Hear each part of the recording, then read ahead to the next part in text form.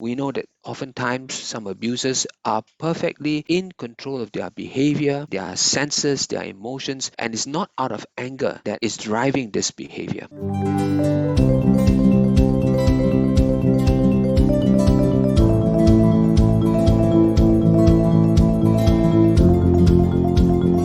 Hello, good afternoon. I want to welcome you to this talk on understanding family violence. And my name is Benny Bong, and I'm a family and marital therapist who have been in practice for about 35 years. Let's get to some of the myths. One mistaken notion, if you like, about family violence is that it only occurs in very select individuals, select families, perhaps people with low income, with not much education, and therefore they may not know what is happening or may not realize that this is something wrong. We state it as a myth because we know that that's not true. It cuts across all income group. It cuts across all education groupings, people with little basic education to people with university degrees. It cuts across all ethnicity. It is no respecter of income or education. We also hear the notion that, well, if there's an abuse, it's probably perpetrated by someone who's drunk a little bit too much, who's tipsy, out of control, who has problems with anger management. To some extent, these two ideas are certainly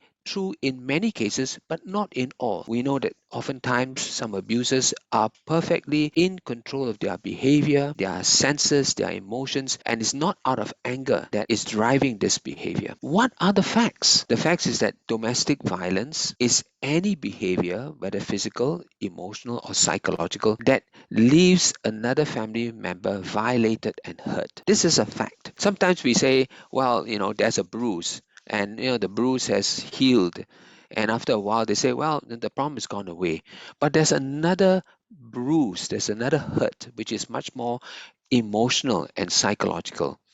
And although the physical injury has healed, that emotional psychological hurt continues.